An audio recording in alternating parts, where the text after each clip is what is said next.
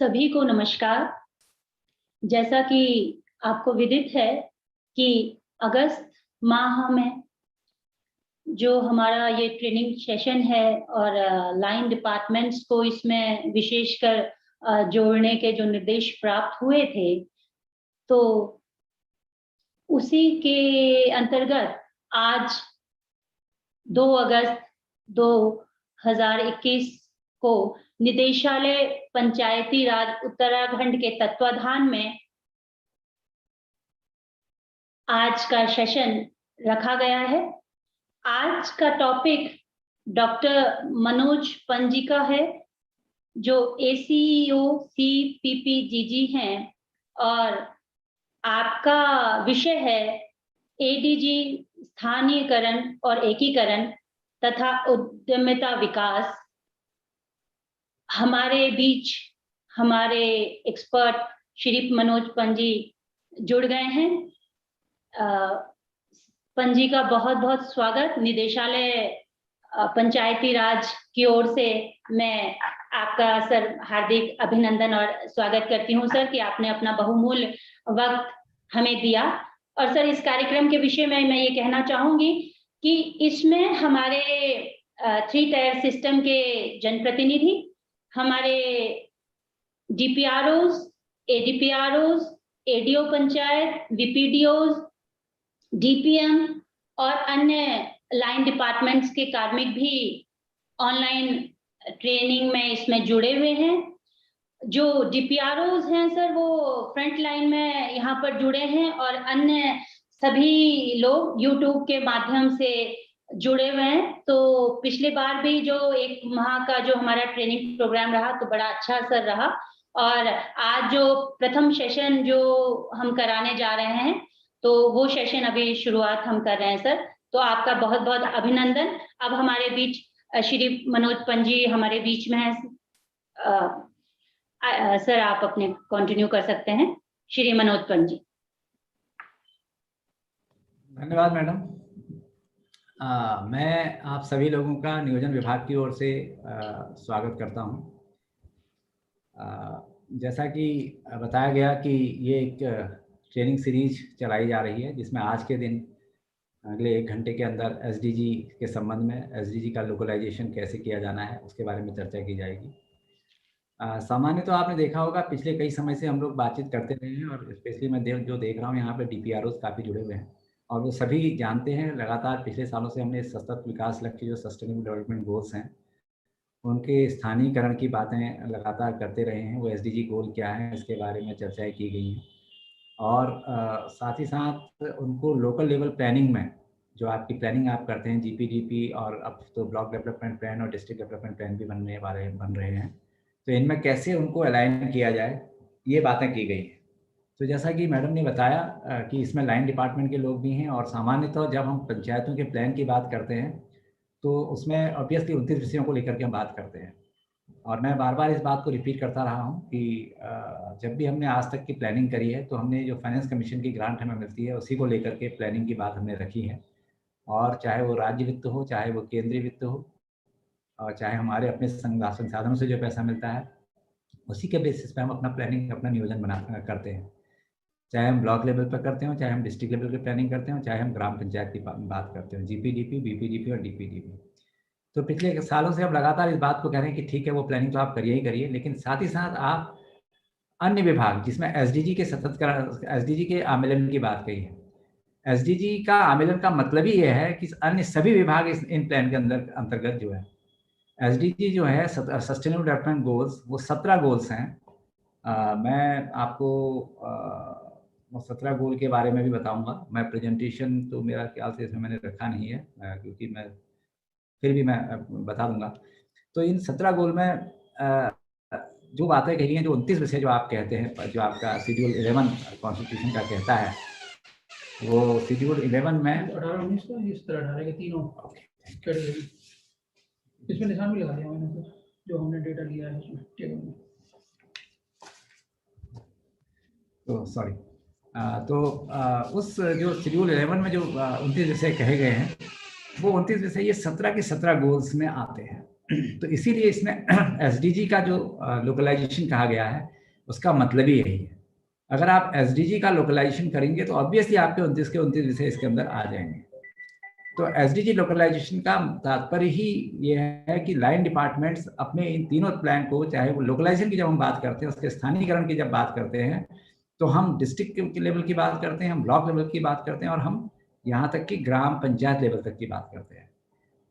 SDG की अगर मैं बात करूं तो सस्टेनेबल डेवलपमेंट गोल्स, ये यूएन का एजेंडा है, यूनाइटेड नेशन का, पूरी दुनिया में ये एजेंडा चल रहा है, जिसमें इन 17 गोल्स में, जिसमें गरीबी को हटाने की बात कही गई है, नो पॉवर्टी कही गई है, जिसमें नो हंगर्स की बात कही गई है, कुपोषण को हटाने की बात कही गई है। गोल नंबर 3 जो है वो हेल्थ की बात करता है कि आपका हेल्थ वेलबींग अच्छी होनी चाहिए, उसमें मैटरनल मॉर्टेलिटी रेट कम होने चाहिए, बच्चों की हेल्थ ठीक होनी चाहिए, नियोनेटल जो पैदा होते ही बच्चे मर जाते हैं उनकी वो दर कम होनी चाहिए, इन्फेंट मोर्टेलिटी रेट कम होनी चाहिए, जो आपकी कम्युनिकेबल नॉन कम्युनिकेबल डिजीज़ हैं उनको कम से कम करने की ज़रूरत है, इम्यूनाइजेशन पूरा का पूरा होना चाहिए, और इसी के अलावा जो एंटीनेटल जो गर्भवती माताएं हैं उनको उनका केयर सही तरीके से होना चाहिए, उनको आयरन फोलिक एसिड की गोलियाँ और अन्य चीज़ें जो हैं वो सही तरीके से मिलना चाहिए, उनका पोषण की व्यवस्था सही होनी चाहिए। इसी प्रकार से जो फैमिली प्लानिंग है, फैमिली प्लानिंग को भी कैसे हमें निर्धारित करना है, उसकी बातें भी इसके अंतर्गत दी गई है।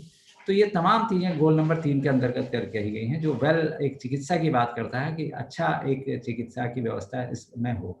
चूँकि हम पंचायत स्तर पे काम कर रहे हैं, तो इसलिए स्वाभाविक है कि हम बड़े-बड़े बातों को नहीं कर पाएँगे। हम कैंसर की बीमारी और इस सब बड़ी-बड़ी बीमारियों की बात नहीं करेंगे, परंतु हम छोटी-छोटी चीज़ों की बात ज़रूर इस विषय के अंतर्गत करेंगे। इम्यूनाइज़ेशन की बात तो हम करेंगे। हम बच्चों को कैसे कुपोषण है उसको कैसे हटाया जाए उसकी बात को करेंगे। तो ये तमाम बातें हम इसके अंतर्गत करेंगे। तो गोल नंबर 3 इस बात को कहता है। ऐसे जो गोल नंबर 4 है, एसडीजी 4 जिसे कहते हैं, वो शिक्षा की बात को करता है। तो देखिए शिक्षा भी आपका 29 जो विषय है, उन 29 विषयों में शिक्षा भी आपका एक विषय आ जाता है। तो शिक्षा भी पंचायतों के अंतर्गत आता है। जो पंचायत स्तर पर है, वो हमारे पंचायत के जो पंचायत स्तर पर जो प्राइमरी स्कूल्स हैं, जो मिडिल स्कूल हैं, उनकी बातें कही गई है। ब्लॉक लेवल पर जो इंटर कॉलेज वगैरह होते हैं, उनकी बात कही गई है। और जो हमारे डिस्ट्रिक्ट लेवल पर भी जो इंटर कॉलेज पंचायतें वगैरह हैं, उन सब की बातें कही गई है। तो वो भी हमें देखना है कि हमारी पंचायतों में, हमारी त्रिस्तरीय पंचायतों में ये सारी व्यवस्थाएं एजुकेशन की अच्छी हो पा रही है, लर्निंग आउटकम्स अच्छे आ रहे हैं, एनरोलमेंट हमारे बढ़ रहे हैं या नहीं बढ़ रहे हैं, ड्रॉप आउट कब ज़्यादा तो नहीं हो पा रहे हैं, टीचर्स पर्याप्त मात्रा में ऑफिस में स्कूल में पहुँच रहे या नहीं पढ़ रहे। तो जो लर्निंग आउटकम है, लर्निंग आउटकम का मतलब लोगों में जो सीखने की प्रवृत्ति है वो बढ़ी है या नहीं बढ़ी है, उनके गणित सीख हो रही है या नहीं हो रही है, उनकी अंग्रेजी ठीक हो रही है या नहीं हो रही है, ये तमाम चीज़ें इसके अंतर्गत कही गई हैं। इसीलिए आपने देखा होगा पंचायत लेवल पे टीचर पेरेंट मीटिंग जो होती है, टीचर पेरेंट एसोसिएशन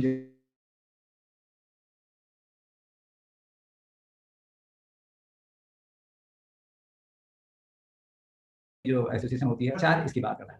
तो आप देखेंगे ऐसे ही गोल नंबर 5 जो है वो जेंडर की बात करता है। तो यहाँ पे अब जेंडर की जब हम बात करते हैं तो उसमें जो महिलाओं की भागीदारी है, महिलाओं की पुरुषों के सापेक्ष भागीदारी पर्याप्त हो पा रही है, उनके राइट्स पूरे मिल पा रहे हैं, हो पा रहे नहीं पा रहे हैं, उनके जो उत्तरदायित्व हैं वो कंप्लीट हो रहे हैं नहीं हो रहे हैं। इलेक्शंस में, चुनावों में जो 50% का रिजर्वेशन हमारा है उससे ऊपर हैं लोग या उससे नीचे आ रहे हैं, वो पूरा फुलफिल हो पा रहा नहीं हो पा रहा है। महिलाओं में वायलेंस अगेंस्ट वीमेन जो कहते हैं, महिलाओं में अगर कोई इस तरीके की उत्पीड़न हो रहे हैं उनके, चाहे वो यौन उत्पीड़न हो, चाहे उनका मारपीट से संबंधित हो, वो चीज़ों को कैसे रोका जा सकता है, ये बातें भी तमाम इस एसडीजीज के अंतर्गत कही गई हैं। और ये बातें पंचायत की उसमें भी ये आ जाती है, वहाँ पे भी लैंगिक भेदता को दूर करने की बात उस विषय के अंतर्गत कही गई है। इसी प्रकार गोल नंबर 6 जो है वो बड़ा इंपॉर्टेंट हो जाता है। गोल नंबर 6 जो है वो वाटर एंड सैनिटेशन की बात करता है, वो पेयजल और स्वच्छता की बात करता है। तो ये तो आपका ही मुद्दा है, आपके पास जो ग्रांट मिलती है, चाहे वो टाइट फंड, अनटाइट फंड में जो आपको पैसा मिलता है, आपके टाइट फंड में बड़ा क्लियर कट बात कही गई है कि आप पेयजल, जल संरक्षण, जल प्रबंधन और स्वच्छता, शौचालय निर्माण, नाली निर्माण इत्यादि के काम करेंगे। तो ये स्पेशली आपके लिए बड़ा महत्वपूर्ण होता है। और जो लाइन डिपार्टमेंट के लोग हैं, जो जल जीवन मिशन जो चल रहा है, जल निगम के लोग हैं, जल संस्थान के लोग हैं, जो स्वजल के लोग हैं, उनकी भी भागीदारी पंचायतों के अंतर्गत अपनी स्कीम्स को लेकर के है। तो इसलिए एसडीजी का स्थानीयकरण जब हम बात कर रहे हैं, तो इन एसडीजी स्थानीयकरण का आप हमेशा ध्यान रखिए, जब भी हम एसडीजी स्थानीयकरण कर रहे हैं तो इसका मतलब हम लाइन डिपार्टमेंट्स की भागीदारी को सुनिश्चित करने की बात कह रहे हैं इन सारे पंचायत प्लान में। क्योंकि जब आप एसडीजी की एसडीजी को आमेलन करते हैं तो ये केवल आप अपने फंड के माध्यम से ही नहीं कर सकते हैं, तो देंगे आपके अनटाइड फंड में तो बड़ा क्लियर कट है। अनटाइड फंड में आपको पता है कि आपको जो पैसा मिल रहा है आप वाटर एंड सैनिटेशन में उस पैसे को लगा रहे हैं 50%, 60% शायद अब हो गया, 40% आपको कहते हैं टाइट। तो 40 में आप ये बाकी चीजें कैसे कर पाएंगे? आपके पास तो बड़ा लिमिटेड फंड है। जो 40% पैसा बच रहा है उसमें आपको सड़क का निर्माण भी करना है, आपको शिक्षा को भी देखना है, आपको चिकित्सा को भी देखना है, आपको गरीबी उन्मूलन की भी बात करनी है, आपको जो है गोल नंबर 7 जो पावर है ऊर्जा की भी बात करनी है, गोल नंबर 9 जो है इंफ्रास्ट्रक्चर इनोवेशंस की बात भी करनी है, इंडस्ट्री की भी बात करनी है। तो वो संभव नहीं है वो। फिर आपको गोल नंबर 11 में जो है, गोल नंबर 12 में कंजम्पशन की बात करनी है, गोल नंबर 13 में क्लाइमेट चेंज की बात करनी है, गोल नंबर 15 में आपको जो है फॉरेस्ट की बात करनी है। तो वो संभव नहीं है, तो वो संभव नहीं है। इस वजह से ये बहुत जरूरी होता है, तो वो संभव नहीं। इसलिए बहुत जरूरी होता है कि लाइन डिपार्टमेंट जब तक इसके अंतर्गत नहीं आएंगे तब तक आप ये एसडीजी का लोकलाइजेशन नहीं कर पाएंगे।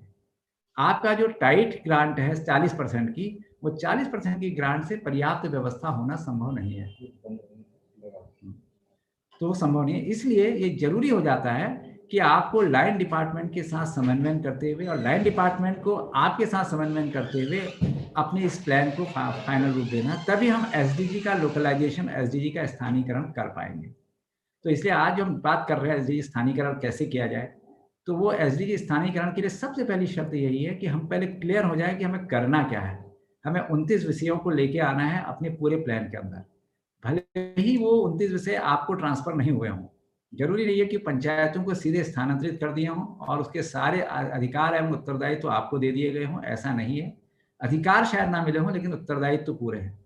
अधिकार भी आपको वित्तीय अधिकार नहीं दिए गए हैं सभी विषयों के। एग्रीकल्चर का वित्तीय अधिकार आपको नहीं दिया गया है, एग्रीकल्चर डिपार्टमेंट जाकर के खुद ही वहां पे काम करेगा, परंतु वो आपकी रिस्पॉन्सिबिलिटी अपने प्लान में आप उसको डाल सकते हैं कि मुझे एग्रीकल्चर में या हॉर्टिकल्चर में या चिकित्सा में या एजुकेशन में जो भी विषय है उनमें अपने इस पंचायत में, अपने ब्लॉक में या अपने डिस्ट्रिक्ट में क्या क्या काम कराना है, ये आपका उत्तरदायित्व है। और ये उत्तरदायित्व अगर आप निभाएंगे तो आपका स्वाभाविक रूप से आने वाले टाइम पे यही चीजें, व्यवस्थाएं धीरे धीरे डिसेंट्रलाइज होंगी और वो सारे राइट्स भी शायद आपको मिलने शुरू हो जाएंगे। तो इसलिए स्थानीयकरण की मैं पुनः फिर बात करूंगा कि बिना लाइन डिपार्टमेंट के स्थानीयकरण को करना संभव नहीं है। तो इसलिए लाइन डिपार्टमेंट के साथ समन्वय आपको बनाना है। और फिर मैं दोबारा रिपीट करूंगा क्योंकि वैसे तो 40% की जो ग्रांट आपकी है उससे भी आप एसडीजी को कवर कर सकते हैं, लेकिन वो संभव नहीं है। वो कहीं 2 लाख है, कहीं 4 लाख है, कहीं 1 लाख है, तो हर चीज हर जगह पे नहीं हो सकती है। इसलिए कोशिश हमें ये करनी है कि हम अपना लोकलाइजेशन जब हम एसडीजी का करते हैं तो लाइन डिपार्टमेंट को आपके प्लान में अपनी बातों को रखना बहुत जरूरी है। तो ऐसे ही आपने गोल नंबर 6 मैंने बताया वाटर सैनिटेशन, गोल नंबर 7 जो है वो ऊर्जा के बारे में बताता है।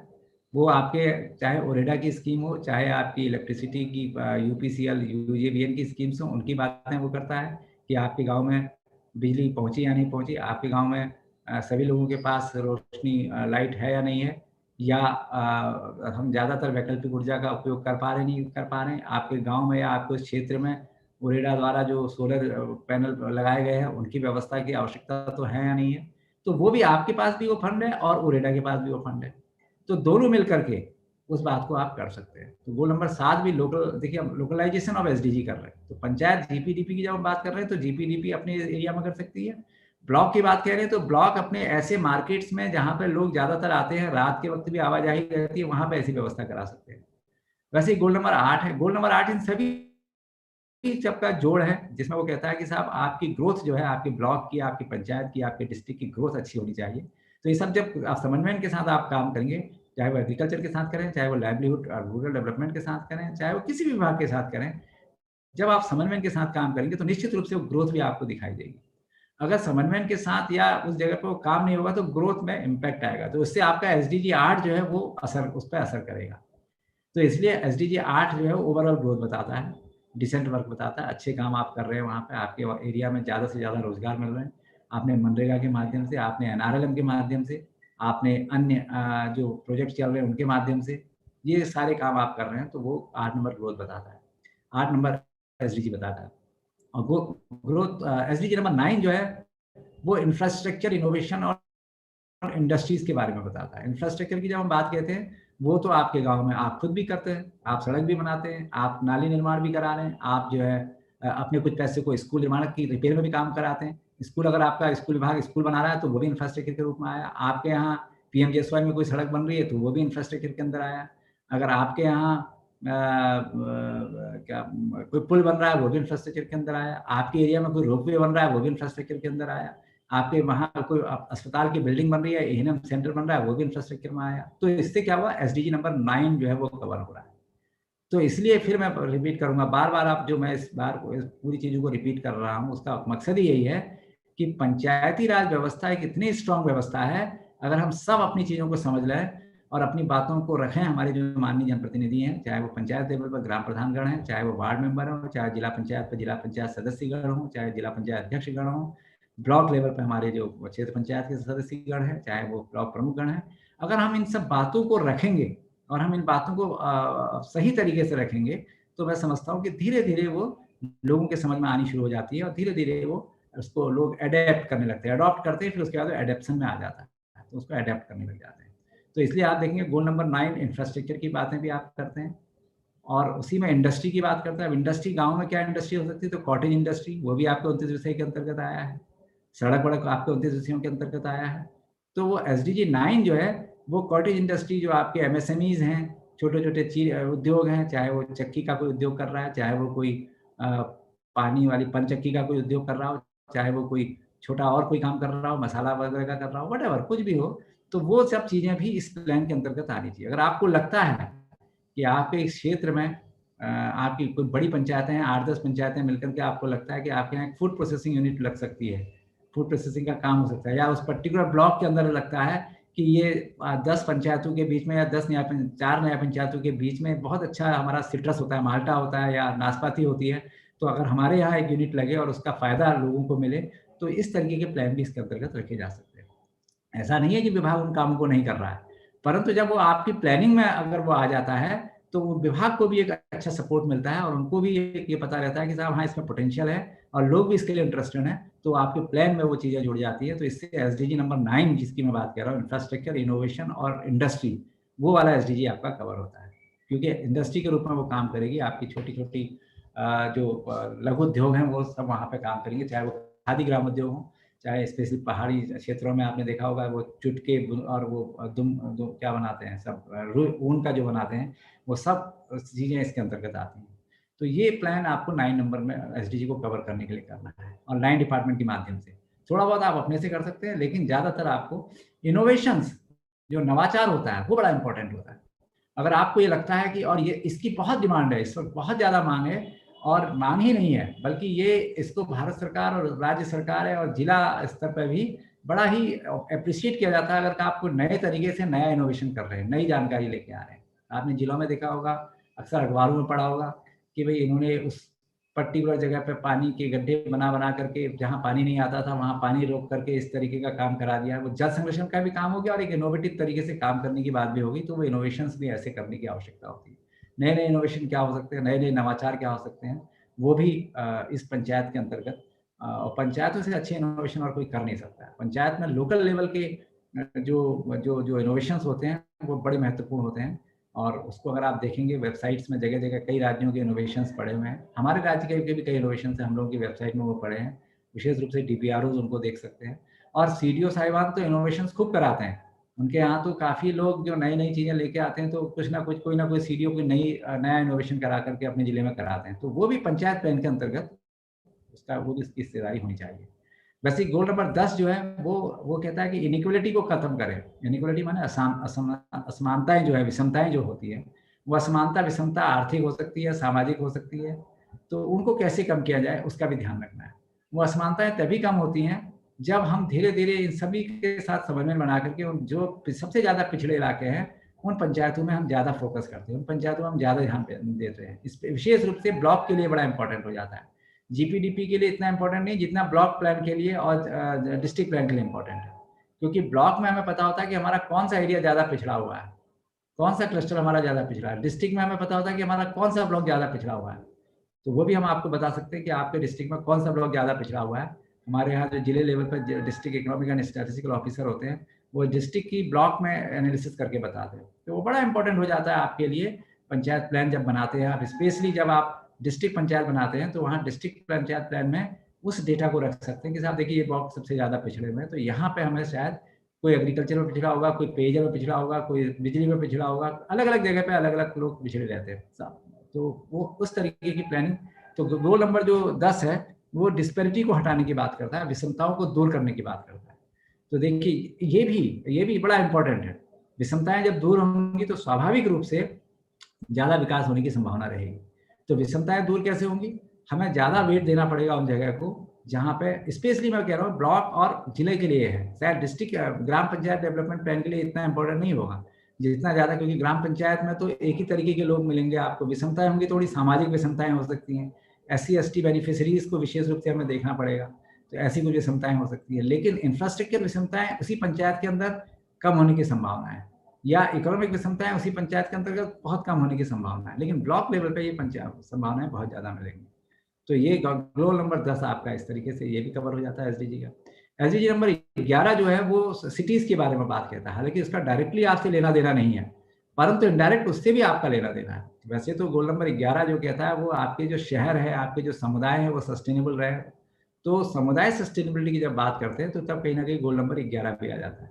और क्योंकि ग्रामीण क्षेत्र से शहरों में ज़्यादातर पलायन हो रहा है, तो हमें ये बहुत ज़रूरी है समझना कि हम जिस क्षेत्र में जा रहे हैं, जिस शहरी क्षेत्र में जा रहे हैं, क्या हमारी वहाँ पे लाइफ सस्टेनेबल हो पाएगी? अगर हम लोकल लेवल पे ही सस्टेनेबिलिटी कर देते हैं, हमारी आजीविका सतत चलने लग जाती है, हमारी शिक्षा की सततता बनी रहती है, हमारी हेल्थ फैसिलिटी की सततता बनी रहती है, फिर हमें शायद बाहर जाने की संभावना कम रहेगी।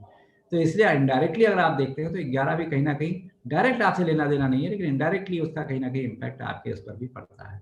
और गोल नंबर 12 जो है वो सस्टेनेबल कंजम्पशन और प्रोडक्शन की बात करता है। ये भी बड़ा महत्वपूर्ण होता है पंचायत लेवल पर, विशेष रूप से जो एग्रीकल्चर से संबंधित काम कर रहे हैं, जो कृषि से संबंधित काम कर रहे हैं, जो उद्यान से संबंधित काम कर रहे हैं, जो डेयरी से संबंधित काम कर रहे हैं, तो वो भी हमें बड़ा जरूरी है देखना। और फॉरेस्ट से रिलेटेड जितने भी वर्क हो रहे हैं कि हमारा कंजम्पशन और प्रोडक्शन का जो जो जो जो जो रिलेशनशिप है, जो उनका संबंध है, वो ऐसा होना चाहिए कि बहुत ज़्यादा कंज्यूम भी ना हो और बहुत ज़्यादा प्रोडक्शन भी ना हो। अगर प्रोडक्शन बहुत ज़्यादा है तो उसका कंजम्पशन भी उस हिसाब से होना चाहिए। डायरेक्टली आपका लेना देना नहीं है, ये स्टेट लेवल पर हम इसको देखते हैं, लेकिन मैं आपको बता रहा हूँ कि वो भी एक बड़ा महत्वपूर्ण विषय होता है कि हमें चीज़ों का ध्यान रखना है कि हम बहुत ज़्यादा चीज़ों की बर्बादी भी ना कर पाएँ और बहुत ज़्यादा उसको, तो ये बड़ा इंपॉर्टेंट हो जाता है। परंतु गोल नंबर 13 जो है वो बड़ा इंपॉर्टेंट हो जाता है, क्लाइमेट चेंज।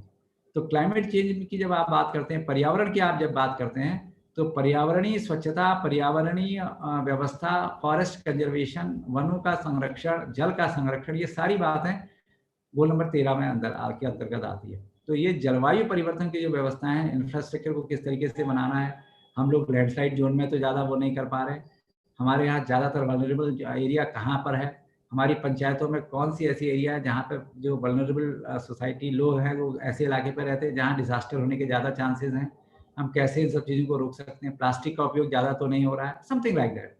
कई ऐसी पंचायतें हैं, कई हमने उदाहरण देखे हैं, हमारे जो DPROs हैं उन्होंने भी जो विजिट किए होंगे, कई पंचायतों में देखा होगा, उन्होंने कई पेनाल्टी लगाई है अपनी पंचायतों में, जो अच्छी पंजाब की पंचायतें में मैं देख रहा था, वो किसी को प्लास्टिक लेने नहीं अंदर लेने नहीं देते हैं, अंदर कोई प्लास्टिक लेके आ ही नहीं सकता है। तो इस तरीके की व्यवस्थाएं भी पंचायतों के अंतर्गत, ये क्लाइमेट चेंज का कहीं ना कहीं इम्पैक्ट उसमें जरूर, वहाँ पे आपको लगता होगा इतनी छोटी सी चीज़ से क्या होगा, लेकिन वही छोटी छोटी चीज़ें आगे बढ़ करके बहुत बड़ी चीज़ें हो जाती हैं। जब सभी पंचायतों को जोड़ेंगे तो जो करोड़ों लाखों टन जो है वो कूड़ा निकल सकता है, तो इसलिए उसको भी हमें देखना बहुत ज़रूरी है। तो इसलिए 11 नंबर को आपको 30 नंबर को ऐसे देखना जरूरी है। फिर बात आती है 14 की। 14 आपके लिए विशेष रूप से बहुत ज़्यादा इसकी आवश्यकता नहीं होगी, क्योंकि वो ज़्यादातर बातें करता है आपका जो मरीन एरिया है, जो समुद्री इलाके हैं, उस पर वो ज़्यादा बात करता है। तो फिर भी आपका 15 नंबर जो है वो बड़ा इंपॉर्टेंट होता है, स्पेशली आपकी क्योंकि ज़्यादातर 70% का जो फॉरेस्ट का भूभाग है आपके पूरे उत्तराखंड में, तो वन पंचायतें ज़्यादातर करीब 10,000 से ऊपर वन पंचायतें पूरे राज्य के अंतर्गत। और ये आपका मैंडेट भी है, जब आप पंचायतों में जो काम कर रहे हैं टाइट फंड के अंदर, उसमें आपका जल संरक्षण और इसकी बातें कही गई हैं। और जब आप जल संरक्षण की बात करते हैं तो कहीं ना कहीं उसका रिलेशनशिप सीधे सीधे फॉरेस्ट कंजर्वेशन से भी होता है। तो 15वां नंबर का जो गोल है वो विशेष रूप से आपको उन सब चीज़ों पर आपके जो उस एरिया में जो भी आपको चारागाह स्थापित करने हैं या आपको कोई ऐसे पेड़ पौधे लगाने हैं, जैसे आजकल बरसात का टाइम है, ये राइट टाइम होता है, इस वक्त आपको उद्यान विभाग हो गया, फॉरेस्ट डिपार्टमेंट हो गया, फ्री ऑफ कॉस्ट कई तरीके के पौध और ये देते हैं, तो इनको लगाने के इसके लिए भी आपका प्लान एग्जैक्ट होना चाहिए। ज़्यादातर मैंने देखा है कि वो ब्लॉक में लोग जाते हैं और वो बीडीओ साहब जो है कुछ पौधे पकड़ा देते हैं और प्रधान जी लेकर के कुछ चलते हैं, कहीं पर बीच में जो आदमी मिला वो एक एक पकड़ाते जाते हैं। तो ये प्लान नहीं है, वो तो उसको अगर जगह है तो दे देगा, नहीं तो वैसे ही डाल देगा उसको। तो ये प्लान नहीं है, तो इसलिए आपको पहले से ये पता होना चाहिए कि मेरे इस क्षेत्र में इस बार मैं एफॉरेस्टेशन के लिए क्या कर रहा हूँ, मैं ज़्यादा से ज़्यादा कैसे अपने इस इलाके में ज़्यादा से ज़्यादा वनीकरण कर सकूँ। तो अगर वो प्लान का हिस्सा आपका होगा तो फिर आप ब्लॉक से या फॉरेस्ट डिपार्टमेंट से उस तरीके के पेड़ या उद्यान विभाग से फलदार पेड़ ऐसे ले सकते हैं। तो ये बड़ा इंपॉर्टेंट है, इसको हम हमेशा मिस करते हैं। आपने देखा हम केवल और केवल बात किसकी कर रहे हैं, खड़ंजे की बात कर रहे हैं, नाली की बात कर रहे हैं और थोड़ा बहुत जो कंस्ट्रक्शन एक्टिविटी वहाँ पे होती है उसी की बात कर रहे हैं। तो आप ये देखिए जितने मैं गोल बता रहा हूँ आपको, ये बड़े महत्वपूर्ण है आपकी लोकल लेवल की प्लानिंग के लिए, ठीक है। और जो गोल नंबर 17 जो है, जो गोल नंबर 16 है, वो खुद में अपने आप में पंचायतों का जो पंचायत अपने आप में एक बड़ा स्ट्रॉन्ग इंस्टीट्यूशन है, एक बड़ा स्ट्रॉन्ग इंस्टीट्यूशन है। पंचायती व्यवस्था अगर आपकी मजबूत होती है तो मैं समझता हूँ कि लोकल लेवल की जो प्लानिंग है वो बहुत अच्छी प्लानिंग हो सकती है। तो इसलिए आपकी व्यवस्था जितने भी आपकी कम्युनिटी में जो आपके वार्ड मेंबर्स हैं, जो क्षेत्र पंचायत में जो लोग निकल करके आए हैं, उनकी भागीदारी बड़ी सुनिश्चित करनी है इसके अंतर्गत। इतनी बेहतरीन लगभग 70,000 टोटल जनप्रतिनिधि हमारे यहाँ हैं लोकल लेवल के। लेकिन कुछ ही लोग उसमें आगे बढ़ करके आते हैं। तो अगर 70,000 लोग जो लोगों के प्रतिनिधि के रूप में आगे आ रहे हैं, वो डिसेंट्रलाइज्ड प्लानिंग पे बात करते हैं, तो गोल नंबर 16 जो है वो एक स्ट्रॉन्ग इंस्टीट्यूशन की भी बात करता है। तो इसलिए आपका पंचायत राज व्यवस्था से बड़ा जो इंस्टीट्यूशन है, स्ट्रॉन्ग इंस्टीट्यूशन कोई नहीं हो सकता है, जिसमें तमाम व्यवस्थाएं 29 विषयों को आपको चलाना है। लोकल लेवल पर एसडीजी को का लोकलाइजेशन करना है, उनको अपनी सारी प्लान के अंतर्गत जोड़ना है। तो ये बड़ा इंपॉर्टेंट हो जाता है। और पीस जस्टिस की बात इसमें करते हैं, वो स्थानीय स्तर पर जो भी आपका लोकल लेवल पे जो भी ये व्यवस्थाएं होती है, लोकल पुलिस स्टेशन है, पटवारी क्षेत्र है, वहाँ पे कोई ऐसी वो चीज़ें होती हैं तो सबकी जानकारी आपको रखनी होती है। और गोल नंबर 17 जो है वो पार्टनरशिप की बात करता है, बड़ा इंपॉर्टेंट है। जैसे मैंने बताया लाइन डिपार्टमेंट के लोग यहाँ पे जुड़े होंगे, तो ये सब पार्टनरशिप है, ये बिना इसके काम नहीं चलता है। तो जब तक आप चीज़ों का कन्वर्जेंस नहीं करते हैं, आपस में कोऑर्डिनेशन नहीं होता है, तब तक ये बड़ा मुश्किल होता है। और कम्युनिटी के साथ पार्टिसिपेशन नहीं होता है तो मुश्किल होता है। तो ये सब की सारे गोल्स का अचीवमेंट गोल नंबर 17 के बेसिस पे हो सकता है। तो इसलिए जितने फाइनेंसेस आपके हैं, जो भी आप सूचना देते हैं, जो भी स्टैटिस्टिक्स आप जनरेट करते हैं, जो भी आप रिसोर्स मोबिलाइजेशन करते हैं, जो भी आपके पास धनराशि आ रही है, जो भी आप लैंड डिपार्टमेंट के साथ उसको जोड़ रहे हैं, वो सारी की सारी बातें आपकी गोल नंबर 17 में रिफ्लेक्ट होती है। तो ये पार्टनरशिप की बात करता है। तो इसलिए अगर आप देखेंगे, जो मैं 29 विषय की जो मैं बात कह रहा हूँ, तो पंचायत के अंतर्गत जो 29 विषयों पे आपको प्लान बनाना है, वो 29 विषय सारे के सारे यही एसडीजी से रिलेटेड जितनी भी बातें मैं कर रहा हूँ, उस सब के सब उसमें आते हैं। हो सकता है कोई ये प्रश्न पूछ ले कि साहब हमें तो फाइनेंस कमीशन में एक लिमिटेड ग्रांट मिलती है, तो हम गरीबी उन्मूलन में हम क्या कर पाएंगे? ये हो सकता है कोई पूछ ले। गरीबी उन्मूलन तो आरडी का काम है, या हम एग्रीकल्चर में क्या कर पाएंगे? एग्रीकल्चर में तो हमारे पास कुछ ऐसी बात कही नहीं गई है, तो एग्रीकल्चर डिपार्टमेंट का काम है। या हम डेयरी डेवलपमेंट में क्या कर पाएंगे? तो इसीलिए जो लाइन डिपार्टमेंट बैठे हुए हैं, आरडी लोकल लेवल पे आप ही इस सब चीज़ों को बता सकते हैं। जो अंत्योदय सर्वे होता है, आपने देखा होगा, अंत्योदय सर्वे में आप कैसे करते हैं? अंत्योदय सर्वे जो होता है वो पढ़ा जाता है आपके यहाँ, और उसमें ये पता रहता है कि आपके यहाँ क्या-क्या चीज़ें हैं। वो 150 इंडिकेटर्स उसमें हैं, उन पे वो निकल के आता है, जिसमें वो लाभार्थियों से लेकर के एसेट्स तक की बातों को करता है कि लाभार्थियों पर स्कीम्स आपकी क्या हैं और एसेट्स आपके क्या जनरेट हुए हैं, आपके यहाँ किस तरीके की सुविधाएं हैं, और जो चीज़ें नहीं हैं वो गैप को वो देख लेता है। अगर आपके यहाँ माना 20 लोग हैं जो लाइवलीहुड स्कीम से जुड़ना चाहते हैं, क्रेडिट लेना चाहते हैं, उनमें से 8 लोगों को मिला है, 12 लोग और चाहते हैं, तो ये 12 का गैप आपको नजर आएगा। तो अंत्योदय सर्वे बताता है कि साहब 12 लोग और इंटरेस्टेड हैं जो इस काम को आगे बढ़ाना चाहते हैं, तो उन 12 के लिए फिर आप प्लानिंग करोगे। तो आरडी डिपार्टमेंट्स के साथ समन्वय बना करके वो प्लानिंग होगी, और आरडी उस पर्टिकुलर ब्लॉक में या उस पर्टिकुलर पंचायत में उन 12 लोगों के क्रेडिट लिंकेजेस की बात करेगा, उसकी जो भी फॉर्मेलिटीज होंगी वो उसको आगे करेगा, लेकिन प्लान में वो जरूर आ जाए आपके। ठीक है, तो इसी प्रकार से मनरेगा के प्लान, उनका कन्वर्जेंस जो करते हैं, जैसे जो भी पैसा आपको मिल रहा है उसमें कन्वर्जेंस एक बड़ा महत्वपूर्ण होता है। सामान्य तो मैंने देखा कि हम लोग कन्वर्जेंस पे मनरेगा के साथ अच्छा कन्वर्जेंस कर रहे हैं, अच्छी बात है, वो आप करिए मनरेगा से अच्छा लोकल लेवल पे, क्योंकि वो एक ऐसा रिसोर्स है जो हमेशा अवेलेबल रहता है। तो लेकिन साथ ही साथ आप डिपार्टमेंट के साथ भी कई बार, जैसे पेयजल वाला है, मैंने देखा लास्ट टाइम में जब आपका जीपीडीपी का डेटा देख रहा था तो 7,791 में दिखा रहा था कि पेयजल स्कीम बन गई है, दिखा रहा था 7,791 पेयजल स्कीम। तो हम लोगों को बड़ा आश्चर्य हुआ कि अगर जब सब जगह पेयजल स्कीम बना ली है पंचायतों ने, तो फिर ये जल जीवन मिशन का क्या मतलब है? ये तो बन गई है, या फिर ये जल निगम का और जल संस्थान फिर क्या काम करेगा? तो इसलिए ये ध्यान देना है, आप एक छोटा पार्ट शायद उसका कर रहे होंगे, आपके पास बहुत पैसा नहीं है। आपके ब्लॉक में आपकी पंचायत को अगर 2 लाख रुपए मिला है और पेयजल की स्कीम की लागत जो है वो 20 लाख है, तो आप 2 लाख में पेयजल कर दिया, ये मत लिखिए बिल्कुल भी। वो पार्ट हिस्सा आप उसका कर सकते हैं, कोई छोटा-मोटा काम आप उसका कर सकते हैं। या फिर जब आप जल जीवन मिशन के लोगों के साथ मिलते हैं तो उनसे कन्वर्जेंस की बात कर सकते हैं कि साहब ये 20 लाख रुपए में ये काम आप कर रहे हैं, इस 2 लाख में इस पर्टिकुलर तोक के अंदर लाइन हम हमारे फंड से बिक सकती है। तो ये कन्वर्जेंस कहलाता है। तो ऐसी बातों पे भी हमें चिंतन मंथन और सोचने की आवश्यकता है। तो आप देखेंगे ये सारी बातें हमें बार-बार पिछले कई समय से हम लोग इस पे चर्चा करते रहे हैं, बार-बार हम लोग ये बात करते रहे हैं। तो मैं समझता हूँ कि इसमें बहुत ज़्यादा अब मेरे ख्याल से अंडरस्टैंडिंग अब लोगों की काफ़ी हो गई होगी। फिर भी कुछ लोग अगर नए इसमें जुड़े हैं, तो उनको इसको थोड़ा और दोबारा से देखना पड़ेगा। लगातार पंचायती राज विभाग ये मीटिंग्स वगैरह कराता रहता है, ट्रेनिंग्स कराता रहता है, ये रिफ्रेशर ट्रेनिंग होती रहती है। परंतु हमने एक अभी सर्वे करने के लिए भेजा था, जिसमें हमने पूछा था ये ट्रेनिंग का इम्पैक्ट क्या हुआ? लेकिन हमें किसी का रिस्पॉन्स नहीं मिला। केवल 12 या 15 लोगों ने रिस्पॉन्स दिया है। तो मेरा पंचायती राज निदेशालय से अनुरोध होगा और सभी लोगों से, स्पेशली डीपीआरओ से ये रिक्वेस्ट होगा मेरा कि वो इस सर्वे को जल्दी से जल्दी हमें दें, जिससे कि हमें पता चलेगा कि ट्रेनिंग्स में और हमें क्या इम्प्रूवमेंट की आवश्यकता है, किस-किस चीज़ में आपको ज़्यादा ट्रेनिंग की आवश्यकता है। एसडीजी की अंडरस्टैंडिंग आपको है या नहीं है? 29 विषयों की अंडरस्टैंडिंग आपको है या नहीं है? पंचायती राज अधिनियम के अंतर्गत जो व्यवस्था की गई है उसकी आपको अंडरस्टैंडिंग है या नहीं है? प्रिया सॉफ्टवेयर में जो या जो आपके 7 जो मॉड्यूल है उनमें प्रिया और जो भी 3-4 तरीके के जो सॉफ्टवेयर है उनकी आपको जानकारी है या नहीं है? तो ऐसे ही आपको प्रोक्योरमेंट के बारे में पूरा पता है या नहीं पता है?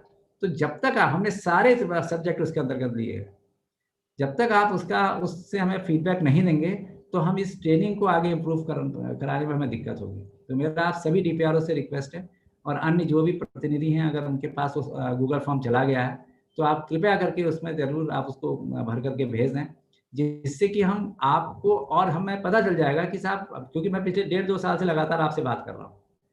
अब आई डोंट नो आप लोगों को एसडीजी पता भी है या नहीं है, एसडीजी है क्या? इसकी अंडरस्टैंडिंग हो पा रही है या नहीं हो पा रही है?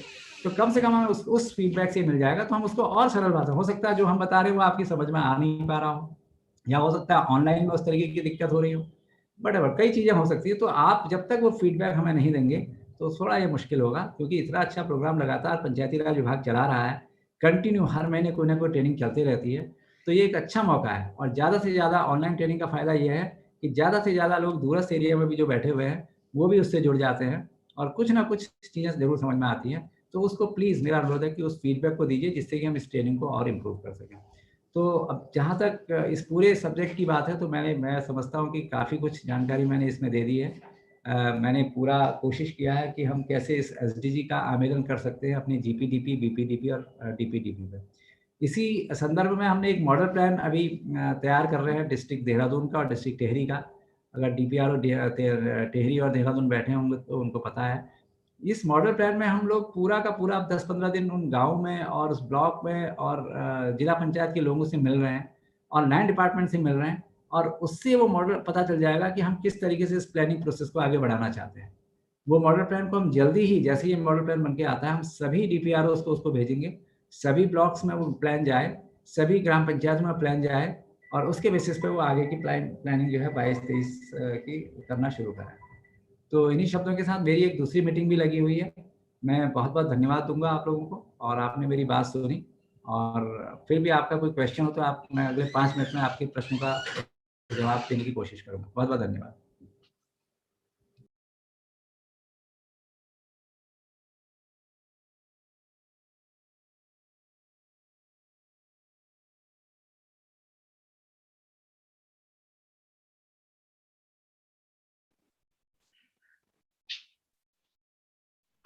मेरा सभी सम्मानित डीपीआरओ जो हमारे बीच में हैं, यदि उनके प्रश्न हैं तो अपन सर से वो पूछ सकते हैं, कोई भी क्वेरीज हो। और यूट्यूब के माध्यम से जो लोग देख रहे हैं वो लोग यूट्यूब में चैट बॉक्स में अपनी क्वेरीज दे सकते हैं और फिर हम वो सर को फॉरवर्ड कर देंगे। लेकिन जो डायरेक्ट फ्रेम में हमारे बीपीआरओ जुड़े हैं उनसे अनुरोध होगा, अगर उनकी कोई क्वेरीज हैं तो प्लीज वो लोग अपनी क्वेरीज रख सकते हैं।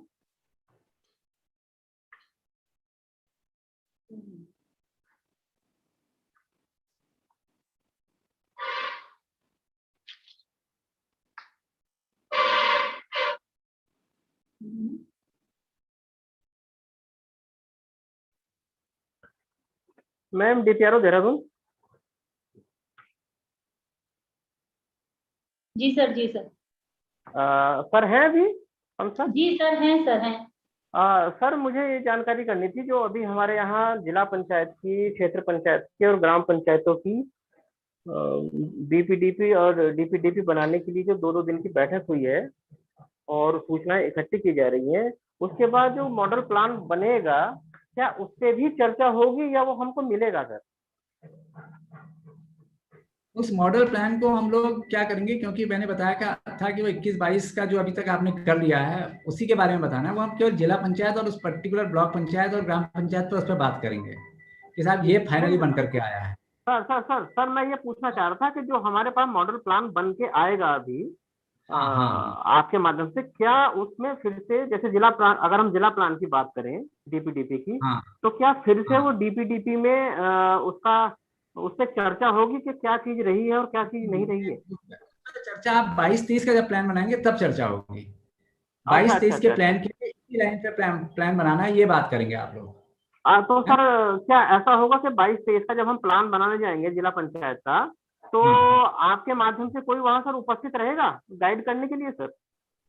हाँ बिल्कुल, पहले उससे पहले हम एक आध बार और ओरिएंटेशन करा देंगे हम डीपीआरओ के। उससे पहले हम एक ट्रेनिंग मीटिंग वगैरह कुछ और कराएंगे, चाहे हम जी यहाँ सर। बुला के कराएं या चाहे ऑनलाइन कराएं, जो भी स्थिति होगी। तो जी सर। उसके बाद, क्योंकि हर जगह तो संभव नहीं हो पाएगा हम लोग का जाना, तो आप ही जी लोग सर। हमारी बातों को, जो जो बातें करिए, आप लोगों को ट्रेन होना जरूरी है कि कैसे कैसे बनाए, इसको समझना जरूरी हो। ठीक सर, ठीक सर, थैंक यू सर।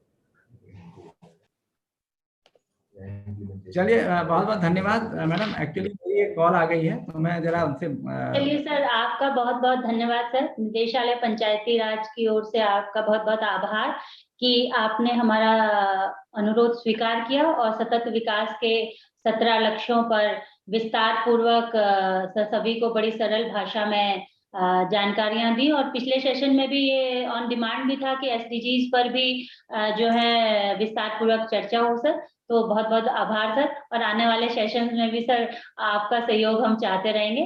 बहुत बहुत धन्यवाद। Thank you ma'am, thank you. नमस्कार।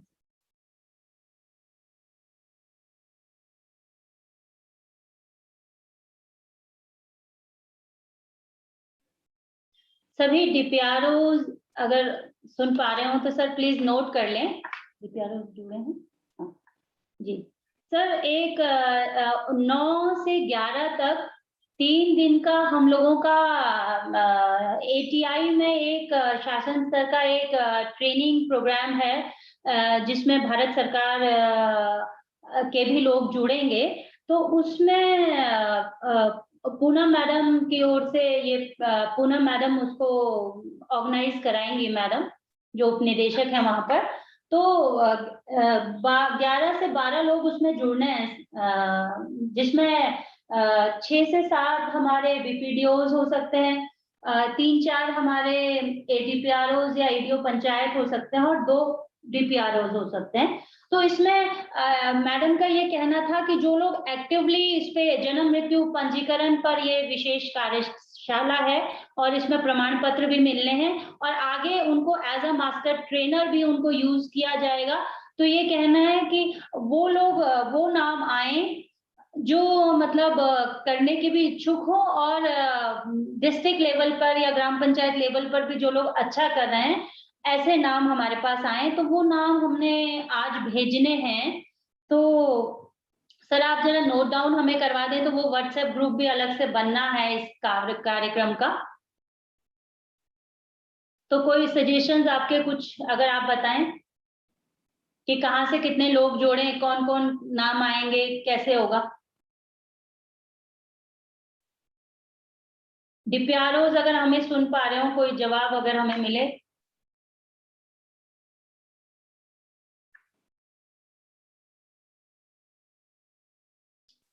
इस लेटर के बारे में आप लोगों को जानकारी है सर?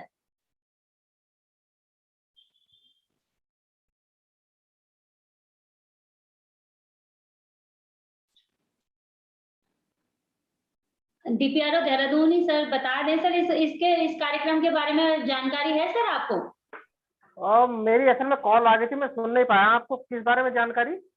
सर ऐसा है, 9 से 11 के बीच में एटीआई नैनीताल जो है उपनिदेशक वहाँ पूनम पाठक मैडम है, तो शासन और एमओपीआर और भारत सरकार की ओर से एक जन्म मृत्यु पंजीकरण पे एक कार्यक्रम भी होना है 9 से 11 के बीच में, 3 दिवसीय होना है ना। तो इसमें 10 से 11 लोग जुड़ने हैं, जिसमें 6 से 7 बीपीडीओज हैं, 4 से 5 एडीओ पंचायत और एडीपीआरओ हैं, 2 डीपीआरओज हैं। ओके। तो उसमें मतलब उनका ये कहना है कि जो लोग इसमें जुड़ेंगे, एक तो प्रमाण पत्र भी दिया जाएगा और दूसरा फिर उनको एक ग्रुप भी बनाया जाएगा और फर्दर उनको एज अ ट्रेनर भी यूज किया जा सकता है।